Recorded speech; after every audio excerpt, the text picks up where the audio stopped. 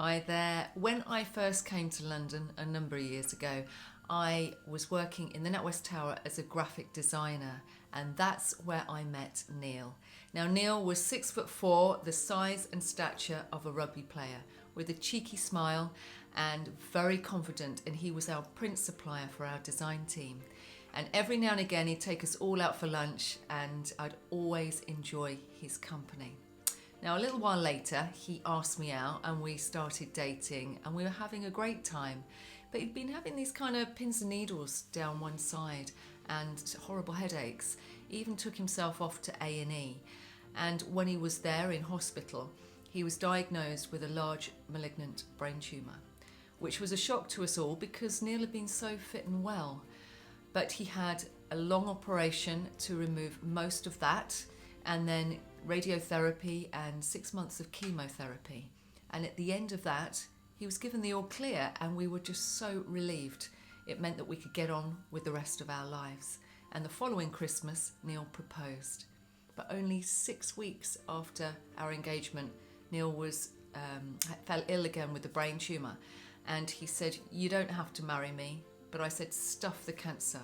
We will make the most of what we have."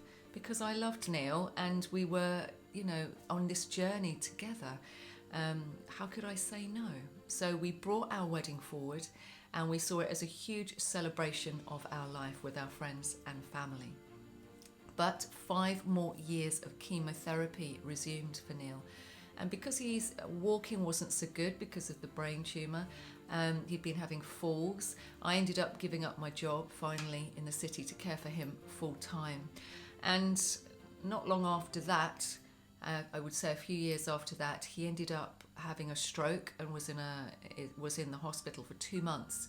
And they kept saying he was a do not resuscitate, and I knew that they were giving up on him. But I wouldn't give up on him. So I wanted, if he was going to die, I wanted him at home. So I had him brought home, and he was in a hospital bed in our living room for 4 more years. And I believe that my love and support, hugging him and kissing him and making him feel wanted, kept him going for those years. And as tragic as it was for Neal, and he was slowly losing his life, I felt like I was losing mine as a carer, because my life just entailed 24/7 around Neal, to a point that it left me mentally and physically unwell. It wasn't until Neal went in for emergency respite into a nursing home for a few weeks, I then went off to a silent retreat, of all places, to give myself a complete break and rest. And it was there that I realised I needed to make some big changes if I was to survive caring for him. Too many of us fall ill, and I did as well. I ended up with MRSA infection in both my ears. I was completely depleted. But a few weeks after that, when Neal was home, I was caring for him, but this time I was caring for myself. I needed to be fit and well, not just for myself, but also I had then more to give to him. And then I started to enjoy life again, and that's what I did. And on the 6th of September 2015, Neal had another stroke, and he passed away in my arms in Westmid Hospital. And I did actually say thank you, because I didn't want Neal suffering anymore. Life, we're supposed to be here to enjoy life. It isn't about all this suffering. And it's made me the person that I am today. 13 years of caring for him. And I would still do it again, but I'm going to be honest with you, I would do things a little bit differently. And I put those in my book, Who Cares?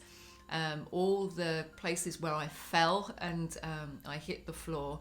Things to do with relationships, family, friends, how I was treating myself, and in easier ways to care, so that it wasn't so stressful. So many ways to make your life easier. But of course, as carers, we learn the hard way. So that's why I've written my book, and that's why for this Carers Week, I'm creating these videos.